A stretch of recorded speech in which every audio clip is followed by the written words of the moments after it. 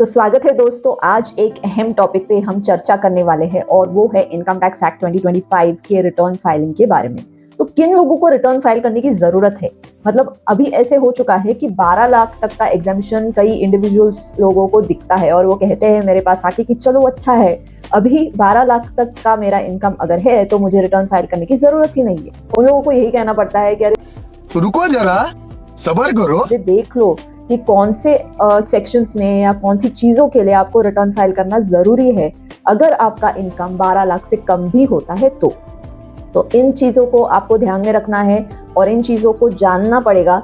पूरा वीडियो ध्यान से देखिए ताकि आप कोई पॉइंट मिस ना कर सके। तो ऐसे भी कई बार होता है कि आपका इनकम रिटर्न मतलब भरने की जरूरत भी नहीं है, इनकम बिलो जो भी लिमिट है वो है, लेकिन फिर भी अगर आप रिटर्न फाइल करते हो तो आपको क्या फायदे मिलते हैं। तो ये सारी चीजें आज हम इस वीडियो में जानेंगे कॉमर्स ज्ञान इंडिया के माध्यम से। तो पहली तो चीज है वो हम डिस्कस करने वाले हैं इंडिविजुअल्स और एचयूएफ्स के लिए। इंडिविजुअल्स एचयूएफ्स जो होते हैं, हिंदू अनडिवाइडेड फैमिली जिसे हम कहते हैं, इंडिविजुअल्स और एचयूएफ्स की हम पहले बात करते हैं कि इन लोगों को रिटर्न फाइल करने की जरूरत कब पड़ती है। तो पहली चीज तो आपको जानना है gross total income. Gross total income क्या है? ग्रॉस टोटल इनकम वो इनकम है जो आपके टैक्स एग्जेम्पशन से पहले आता है। जैसे कि समझो आपने एटीसी का, जैसे पहले एटीसी होता था, वो बेनिफिट ले लिया, स्टैंडर्ड डिडक्शन जो है सैलरी का वो ले लिया, उसके बाद जो बचता है वो हो जाता है आपका फाइनल टैक्सेबल इनकम। तो वो हम नहीं बात कर रहे, हम बात कर रहे हैं ये सारे एग्जेम्पशन डिडक्शंस सब्सट्रैक्ट करने से पहले, माइनस करने से पहले जो इनकम है वो ग्रॉस टोटल इनकम है।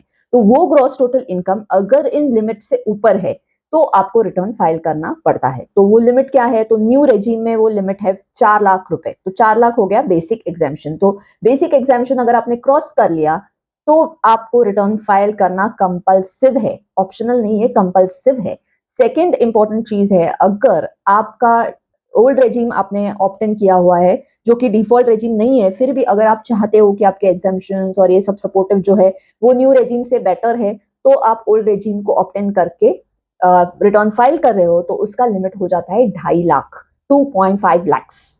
अगर सीनियर सिटीजन है तो 60 टू 79 एज ग्रुप जो है उनके लिए स्पेशल एग्जाम्पशन है ओल्ड रेजिम में जो कि है 3 लाख रुपए। तो 3 लाख तक उनको एग्जेम्पशन है रिटर्न फाइल करने से। तो कोई भी उसमें इनकम है 3 लाख तक है तो उनको रिटर्न फाइल करने की जरूरत नहीं है। और अगर सुपर सीनियर सिटीजन है, मतलब 80 और 80 के ऊपर के जो लोग हैं उनको रिटर्न फाइल करने की जरूरत नहीं है अगर उनका बेसिक जो ग्रॉस टोटल इनकम है before all exemptions, before all deductions, वो इनकम है उनका 5 लाख रुपए। तो 5 लाख से ऊपर अगर इनकम जाता है तो उनको रिटर्न फाइल करना कंपल्सिव है 80 के और 80 के ऊपर के लोगों को। ये नया जो इनकम टैक्स एक्ट आया हुआ है उसमें एक फॉर्म आया है 125। सो लोग बहुत खुश हो रहे हैं कि सीनियर सिटीजन्स को ये फॉर्म भर के उनको छुटकारा है रिटर्न फाइलिंग से। तो रुको, फिर से रुको और सब्र करो और पूरी बात ध्यान से सुनो, तभी कंक्लूजन पे आओ, क्योंकि इसमें सरकार ने काफी सारी चीजें जो है वो उन्होंने पॉइंटर्स रखे हैं कि ये अगर आप फुलफिल करते हो तो ही आप फॉर्म 125 भर के नो इनकम टैक्स रिटर्न की जोन में आते हो। तो वो क्या फॉर्मेलिटीज है? तो पहली शर्त उन्होंने क्या रखी है कि वो जो सीनियर सिटीजन जिनको ये फॉर्म भर सकते हैं या उनको रिटर्न फाइलिंग करने की जरूरत नहीं है, वो इंडिया के रेसिडेंट होने चाहिए। मतलब रेसिडेंट और सिटीजन अलग चीजें है, फिर से मैं बोल रही हूँ, रेसिडेंट सिटीजनशिप अलग चीजें है। रेसिडेंशियल स्टेटस वो होता है जो आप इंडिया में रहने से बनता है। भले आप फॉरेनर हो, कोई फॉरेन सिटीजन हो, लेकिन अगर आप इंडिया में रहते हो कुछ पीरियड के अबव, जैसे कि नॉर्मली 182 डेज का एक लिमिट है, बाकी भी कई सारे लिमिट्स और डिटेल्स है उस रेसिडेंशियल स्टेटस में, लेकिन एक लगभग अगर मैं बोलूं कि 182 डेज के ऊपर अगर आप इंडिया में रहते हो तो आप रेसिडेंट बन जाते हो। अगर आपकी सिटीजनशिप अलग है तो भी आप इनकम टैक्स के अंडर रेसिडेंट कहलाते हो अगर आपने वो सारी चीजें लिमिट्स फुलफिल किए तो इस केस में जो सुपर सीनियर सिटीजन या जो भी सीनियर सिटीजन इसके लिए एग्जेम्पशन ऑप्ट इन करते हैं उनका होना चाहिए रेसिडेंशियल स्टेटस एज रेसिडेंट। और दूसरी जो चीज है उनका एज ग्रुप है 75 ईयर्स और 75 ईयर्स के ऊपर। तीसरी चीज है कि उनका जो एलिजिबिलिटी इनकम है वो है पेंशन इनकम या इंटरेस्ट इनकम, वो भी उसी बैंक में जमा हुए कोई पैसे है, एफडीज है, उसी बैंक में अगर उनको इंटरेस्ट मिल रहा है तो वो दोनों चीजें क्लब करके वो फॉर्म 125 भर सकते हैं उसी बैंक में जहां से वो पेंशन लेते हैं। अगर उनका बाकी कोई इनकम है, डिविडेंड्स है, या कोई शेयर ट्रेडिंग किया हुआ है, कोई प्रॉपर्टी का रेंट मिल रहा है, या कोई भी ऐसी चीज जो इन दो चीजों में नहीं आती है, तो भी उनको इनकम टैक्स रिटर्न भरना है।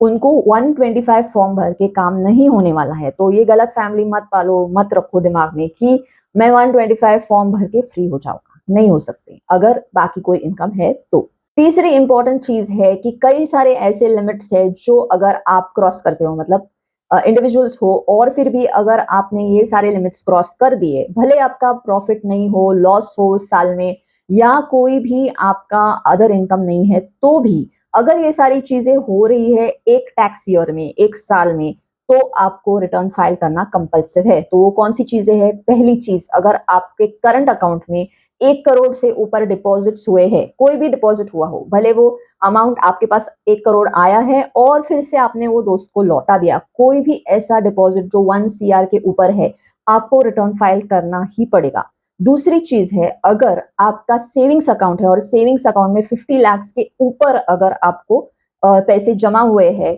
अमाउंट जमा हुआ है बैंक में, तो आपको ये ध्यान में रखना है कि आपको रिटर्न फाइल करना है, भले वो टैक्सेबल हो या ना हो, बिलो लिमिट आपका प्रॉफिट हो, तो भी रिटर्न फाइल करना है। भले आपको गिफ्ट मिला हो 50 लाख का, भले आपको कोई प्रॉपर्टी सेल हुआ है जो लॉस मेकिंग है, फिर भी अगर ये पैसे आपके बैंक के खाते में आए हैं, तो आपको रिटर्न फाइल करना ही करना है। तीसरी चीज है, अगर आपने उस साल में फॉरेन ट्रैवल किया है और फॉरेन ट्रैवल का एक्सपेंडिचर हुआ है 2 लाख के ऊपर, तो ये इंफॉर्मेशन आपको फिल अप करके रिटर्न फाइल करना है कि मैंने 2 लाख के ऊपर फॉरेन ट्रिप पे खर्चा किया है। चौथी चीज है, अगर आपका इलेक्ट्रिसिटी बिल पूरे साल में 1 लाख से ऊपर आया है, मतलब टोटल साल का इलेक्ट्रिसिटी बिल मिला के अगर वो आ रहा है 1 लाख के ऊपर, तो भी return is income tax return compulsory है। पांचवी चीज है, अगर आपका प्रोफेशनल इनकम, यानी कि कोई भी अगर प्रोफेशनल प्रैक्टिस कर रहा है, फॉर एग्जाम्पल डॉक्टर्स है, लॉयर्स है, तो उनको ध्यान में रखना है कि अगर gross total income, turn over, basically उनका अगर सेल्स टर्न ओवर या उनका प्रोफेशनल रिसीट्स का जो अमाउंट है वो 10 लाख के ऊपर जाता है, तो रिटर्न इज कंपल्सरी। 6 पॉइंट ये है कि अगर आप कोई भी बिजनेस कर रहे हो और बिजनेस का टर्नओवर हो जाता है 60 लाख के ऊपर साल भर में, मतलब सेल्स के रिसीट, सिर्फ सेल्स किया है, उसमें भी अगर परचेस हुआ है, कोई खर्चे हुए हैं और लॉस हुआ है, तो आप सोचोगे कि अरे नहीं, मैं तो लिमिट के नीचे हूँ, 4 लाख से कम है मेरा, तो मुझे रिटर्न की कोई जरूरत नहीं है। तो वैसा नहीं है। अगर आपका टर्नओवर भी 60 लाख के ऊपर चला जाता है, तो गवर्नमेंट बोलती है कि इनकम टैक्स रिटर्न कंपल्सिव है। आजकल जो जीएसटी में रजिस्टर्ड है, उनका टर्नओवर 40 लाख के ऊपर तो होता है नॉर्मली, मतलब सेल्स टर्नओवर, तो अगर वो रिटर्न फाइल नहीं करते हैं, तो उनको इनकम टैक्स नोटिस आने की बहुत चांसेस हो जाते हैं, क्योंकि उनका टर्नओवर एक्सीड हो जाता है 60 लाख के ऊपर और उन्होंने रिटर्न फाइल नहीं किया है। तो वो बाद में जस्टिफाई करने से कोई फायदा नहीं है कि मेरा लॉस था, मेरा ये था, ये प्रॉब्लम था, इसकी वजह से मैंने रिटर्न फाइल नहीं किया। तो इससे ज्यादा अच्छी चीज ये है कि आप रिटर्न फाइल कर दो, बात खत्म करो। तो उसी में आप डिस्क्लोज कर सकते हो कि मेरा लॉस था, मैं टैक्स नहीं भर रहा हूं, लेकिन बस एक रिटर्न फाइल कर देना है। It's so simple to avoid future problems. Next बहुत इंपॉर्टेंट है, आजकल इस पे बहुत सारे चर्चे हो रहे हैं, बहुत सारे न्यूज आर्टिकल्स आ रहे हैं, प्लस लोगों को नोटिस आ रहे हैं, क्योंकि उनका कोई फॉरेन इनकम है या फॉरेन एसेट है। कोई भी आपने बाहर देश में कोई एसेट खरीदा हुआ है, या आपने कोई इनकम जनरेट होके आपके पास आ रहा है, मतलब मैं नॉर्मली गिफ्ट और ये चीजों की बात नहीं कर रही हूँ, लेकिन इनकम जैसे कि इंटरेस्ट है, डिविडेंड है, मैंने सोचा यूएस के शेयर्स में मैंने इन्वेस्टमेंट्स कर दिए, तो मुझे डिविडेंड आ रहा है, बाकी कोई इनकम नहीं है, मेरा सिर्फ डिविडेंड इनकम है यूएस के शेयर्स से, फिर भी रिटर्न फाइल करना कंपल्सरी है। तो अगर आपका कोई फॉरेन इनकम है, फॉरेन एसेट्स है, तो याद रखना कि ये इंपॉर्टेंट चीज है। और फाइनली अगर आप देखते हो एलएलपीज है, कंपनीज है, ऐसे ऑर्गेनाइजेशंस है जो इंडिविजुअल्स और एचयूएफ्स में नहीं आते हैं, उनको भी रिटर्न फाइलिंग कंपल्सिव है। तो उनका भी अगर लॉस भी होता है, कोई 1 रुपए का टर्नओवर भी नहीं हुआ है, तो भी रिटर्न फाइल करना इनकम टैक्स के अंडर कंपल्सिव ही है। अभी आते हैं कि कोई कंपल्शन नहीं है, किसी भी चीज में आप फिट इन नहीं हो रहे हो, फिर भी क्या जरूरी है इनकम टैक्स रिटर्न फाइल करना? क्या उसके कोई बेनिफिट्स है रिटर्न फाइलिंग के? तो अगर आपका टैक्सेबल लिमिट के नीचे भी है, तो भी अगर आपने एक ट्रैक रिकॉर्ड मेंटेन किया हुआ है कि मेरा इनकम इतना है, हर साल मैं इनकम टैक्स रिटर्न भरती हूँ या भरता हूँ, तो वो आपको कई चीजों में फायदा दिला सकता है। एक तो चीज है कि आपका एक रेपुटेशन बिल्टअप हो जाता है, क्रेडिबिलिटी मार्केट में बिल्टअप हो जाती है। कभी भी आपको अगर नया बिजनेस शुरू करना है, नया कोई काम शुरू करना है, तो आपका ये जो ट्रैक रिकॉर्ड है कि मैंने अपना इनकम डिस्क्लोज किया है, कोई भी मतलब छुपा के नहीं रखा है, कुछ भी प्रॉब्लम्स नहीं है, तो ये ट्रैक रिकॉर्ड बन जाता है इनकम टैक्स रिटर्न फाइलिंग से। सो नील रिटर्न भी है या कम मतलब कम भी इनकम है तो भी अगर आप रिटर्न फाइल करते हैं तो ये वेरी इंपॉर्टेंटली बेनिफिशियल है।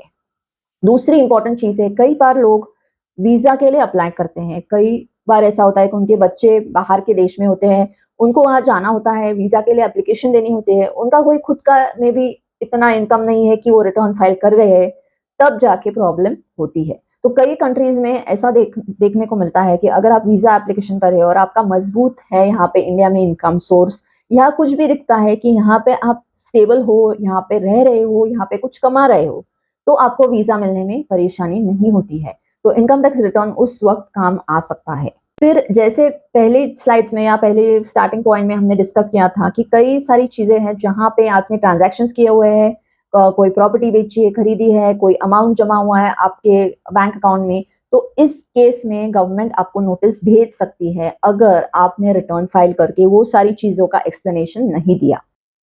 चौथी चीज बहुत इंपॉर्टेंट है, लोन लेने में आपको मदद हो सकती है। मतलब हो सकता है कि अभी आपका बिजनेस अच्छा चल रहा है, उसका प्रोबेबली नेट प्रॉफिट जो है वो 50 लाख तक गया है, इस साल में 50 लाख कमाए आपने, लेकिन बाकी पहले के सालों में कोई रिटर्न फाइलिंग नहीं है, तो क्या होगा, बैंक बोलती है हमको तो 3 साल का रिकॉर्ड चाहिए कंपल्सिवली, और वो ऐसा ना हो कि एक साथ भर दिया है, तो उनमें भी गैप होने जरूरी होते हैं। तो आपका ट्रैक रिकॉर्ड जो आप बना रहे हो वो बहुत वैल्यूबल एसेट है, आगे चल के लॉन्ग टर्म में आपको काम आ सकता है।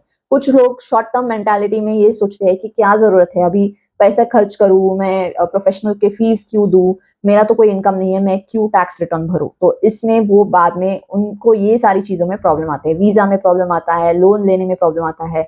और लोन सिर्फ हाउसिंग लोन नहीं है, कार लोन भी लेने में कभी कभी आपको रिटर्न सबमिट करने पड़ते हैं, कई चीजों में पर्सनल लोन लेना पड़ता है, कई बार LIC पॉलिसी लेनी है तभी भी रिटर्न काम आते हैं, आपके जो भी फाइलिंग किया हुआ है वो ये सारी चीजें जो है इन्वेस्टमेंट्स करने हैं, आजकल हर चीज में return, income tax return file करना जरूरी है। पांचवी चीज है, अगर कोई भी सामने वाला आपका TDS कट कर रहा है, जैसे कि बैंक में आपके पैसे जमा हुए हैं, बैंक ने आपका इंटरेस्ट रेट टैक्स कट किया है, तो ये टैक्स आपको जरूरी नहीं है कि सरकार को भरना पड़े क्योंकि आप एग्जेम्पशन लिमिट में आते हो।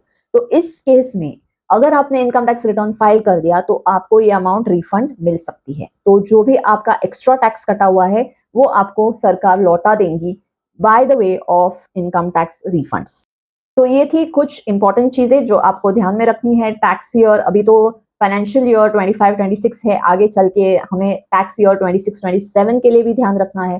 तो ये चीजें आप अगर ध्यान में रखोगे कि बेसिकली मैं इनकम टैक्स रिटर्न फाइल करता हूँ अपने लिए, अपने फायदे के लिए, ना कि सिर्फ ये सोचे कि मैं फिजूल खर्ची कर रहा हूँ, तो ये बहुत इंपॉर्टेंट चीज आपको हो जाएगी। आगे चल के आप इसके बेनिफिट्स ले पाओगे और आगे चल के 3-4 साल के बाद, 5 साल के बाद जब आपका ट्रैक रिकॉर्ड बनता है तब कई सारी चीजों में जो आसानी हो जाती है आपको, वो ट्रांजैक्शन करने के लिए, वो लोन लेने के लिए, या जो भी चीज आपको करनी है वो करने के लिए, तब आप सोचोगे कि यस ये बेनिफिशियल था, जो भी मैंने खर्चा किया था वो खर्चा नहीं था, वो एक इन्वेस्टमेंट थी मेरे अच्छे फ्यूचर के लिए। तो ये माइंडसेट से अगर आप इनकम टैक्स रिटर्न भरोगे तो परेशानी नहीं होगी। तो होपफुली इस वीडियो में आपको इंपॉर्टेंट जानकारी मिली हो। अगर आपको ऐसी ही कई सारी टिप्स आगे चल के भी चाहिए तो इस चैनल को सब्सक्राइब करके रखिए, ताकि जब भी मैं वीडियोस अपलोड करूँ आपको नोटिफिकेशन आ जाएगा और आप उसकी जानकारी ले सकोगे। तो hope to see you in the next video of commerce Gyan. Thank you.